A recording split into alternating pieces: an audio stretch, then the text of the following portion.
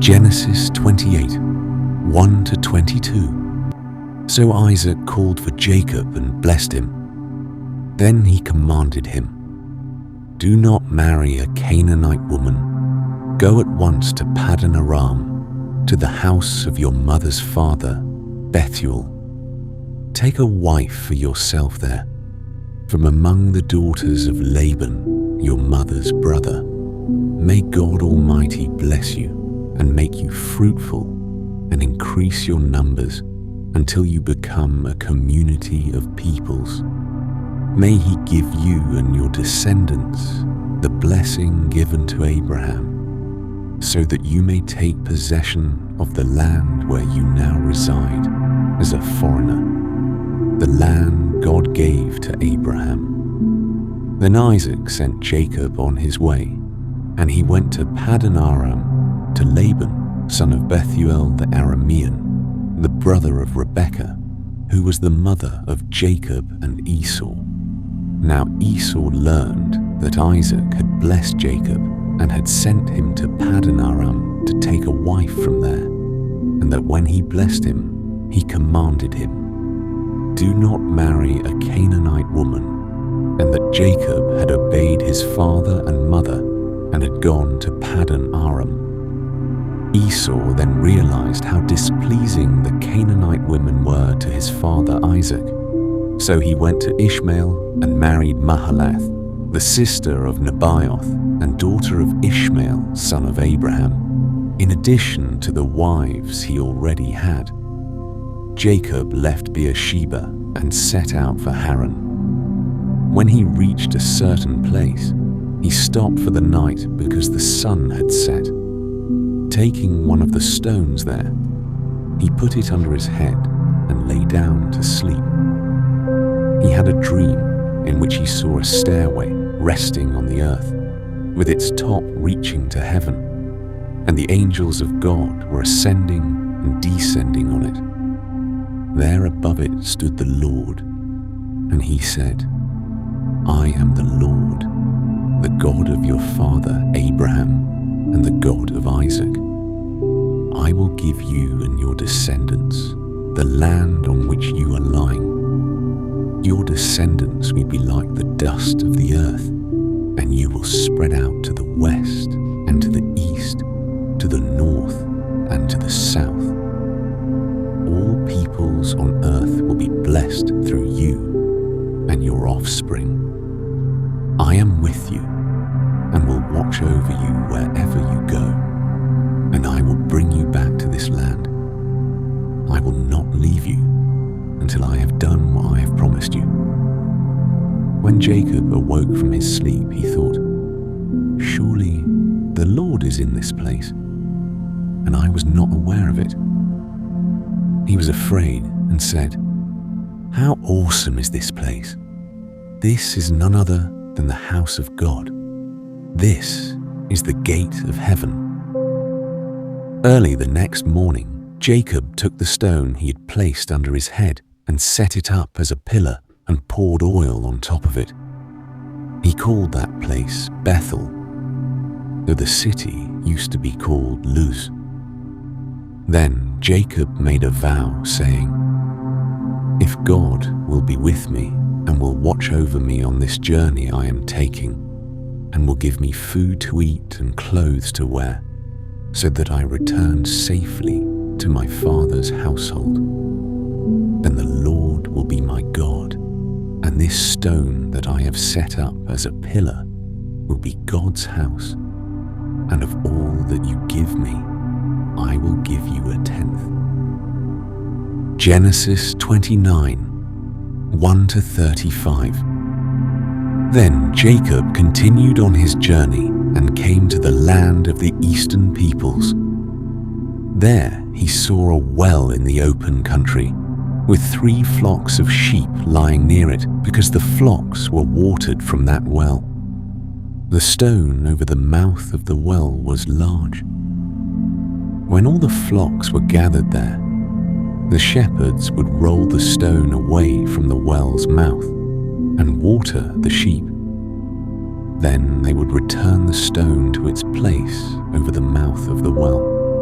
Jacob asked the shepherds, "My brothers, where are you from?" "We're from Haran," they replied. He said to them, "Do you know Laban, Nahor's grandson?" "Yes, we know him," they answered. Then Jacob asked them, "Is he well?" "Yes, he is," they said. "And here comes his daughter Rachel with the sheep." "Look," he said, "the sun is still high. It is not time for the flocks to be gathered. Water the sheep and take them back to pasture." "We can't," they replied, "until all the flocks are gathered and the stone has been rolled away from the mouth of the well. Then we will water the sheep." While he was still talking with them, Rachel came with her father's sheep, for she was a shepherd. When Jacob saw Rachel, daughter of his uncle Laban, and Laban's sheep, he went over and rolled the stone away from the mouth of the well and watered his uncle's sheep. Then Jacob kissed Rachel and began to weep aloud. He had told Rachel that he was a relative of her father and a son of Rebekah. So she ran and told her father. As soon as Laban heard the news about Jacob, his sister's son, he hurried to meet him. He embraced him and kissed him and brought him to his home. And there Jacob told him all these things. Then Laban said to him, "You are my own flesh and blood." After Jacob had stayed with him for a whole month, Laban said to him, "Just because you are a relative of mine, should you work for me for nothing? Tell me what your wages should be." Now Laban had 2 daughters. The name of the older was Leah, and the name of the younger was Rachel. Leah had weak eyes, but Rachel had a lovely figure and was beautiful. Jacob was in love with Rachel and said, "I'll work for you 7 years in return for your younger daughter Rachel." Laban said, "It's better that I give her to you than to some other man. Stay here with me." So Jacob served 7 years to get Rachel, but they seemed like only a few days to him because of his love for her. Then Jacob said to Laban, "Give me my wife. My time is completed, and I want to make love to her." So Laban brought together all the people of the place and gave a feast. But when evening came, he took his daughter Leah and brought her to Jacob, and Jacob made love to her. And Laban gave his servant Zilpah to his daughter as her attendant. When morning came, there was Leah. So Jacob said to Laban, "What is this you have done to me? I served you for Rachel, didn't I? Why have you deceived me?" Laban replied, "It is not our custom here to give the younger daughter in marriage before the older one. Finish this daughter's bridal week. Then we will give you the younger one also, in return for another 7 years of work." And Jacob did so. He finished the week with Leah, and then Laban gave him his daughter Rachel to be his wife. Laban gave his servant Bilhah to his daughter Rachel as her attendant. Jacob made love to Rachel also, and his love for Rachel was greater than his love for Leah. And he worked for Laban another 7 years. When the Lord saw that Leah was not loved, he enabled her to conceive, but Rachel remained childless. Leah became pregnant and gave birth to a son. She named him Reuben, for she said, "It is because the Lord has seen my misery. Surely my husband will love me now." She conceived again, and when she gave birth to a son, she said, "Because the Lord heard that I am not loved, he gave me this one too." So she named him Simeon. Again she conceived, and when she gave birth to a son, she said, "Now at last my husband will become attached to me, because I have borne him 3 sons." So he was named Levi. She conceived again, and when she gave birth to a son, she said, "This time I will praise the Lord." So she named him Judah. Then she stopped having children. Genesis 31 to 43. When Rachel saw that she was not bearing Jacob any children, she became jealous of her sister. So she said to Jacob, "Give me children, or I'll die." Jacob became angry with her and said, "Am I in the place of God, who has kept you from having children?" Then she said, "Here is Bilhah, my servant. Sleep with her so that she can bear children for me, and I too can build a family through her." So she gave him her servant Bilhah as a wife. Jacob slept with her, and she became pregnant and bore him a son. Then Rachel said, "God has vindicated me. He has listened to my plea and given me a son." Because of this, she named him Dan. Rachel's servant Bilhah conceived again and bore Jacob a second son. Then Rachel said, "I have had a great struggle with my sister, and I have won." So she named him Naphtali. When Leah saw that she had stopped having children, she took her servant Zilpah and gave her to Jacob as a wife. Leah's servant Zilpah bore Jacob a son. Then Leah said, "What good fortune?" So she named him Gad. Leah's servant Zilpah bore Jacob a second son. Then Leah said, "How happy I am! The women will call me happy." So she named him Asher. During wheat harvest, Reuben went out into the fields and found some mandrake plants, which he brought to his mother Leah. Rachel said to Leah, "Please give me some of your son's mandrakes."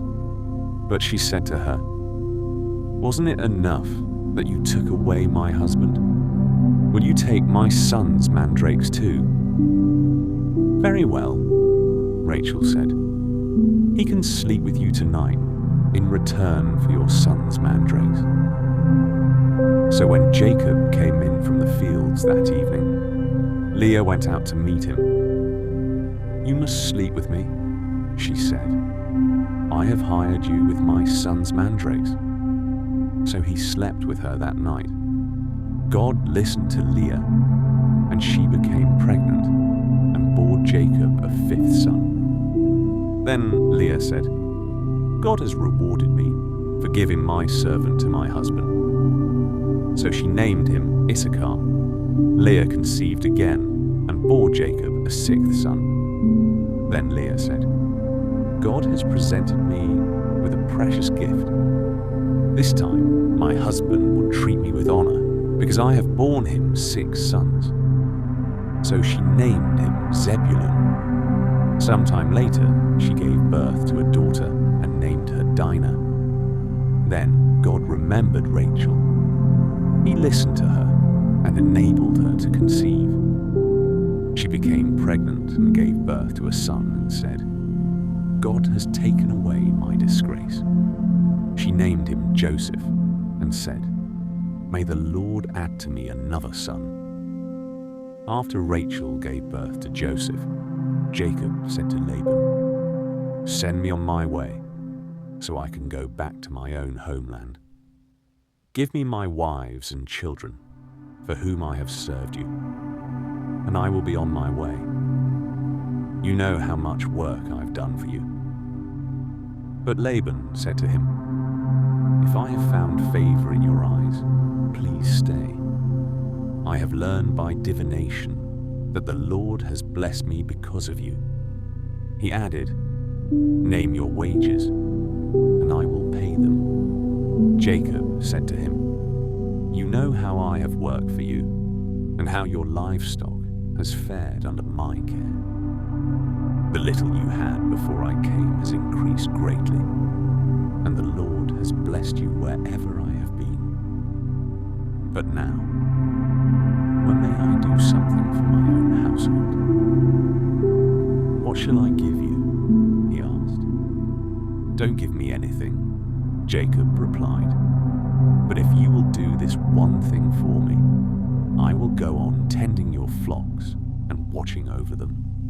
Let me go through all your flocks today and remove from them every speckled or spotted sheep, every dark-colored lamb and every spotted or speckled goat. They will be my wages, and my honesty will testify for me in the future whenever you check on the wages you have paid me. Any goat in my possession that is not speckled or spotted, or any lamb that is not dark-colored, will be considered stolen. Agreed, said Laban. Let it be as you have said.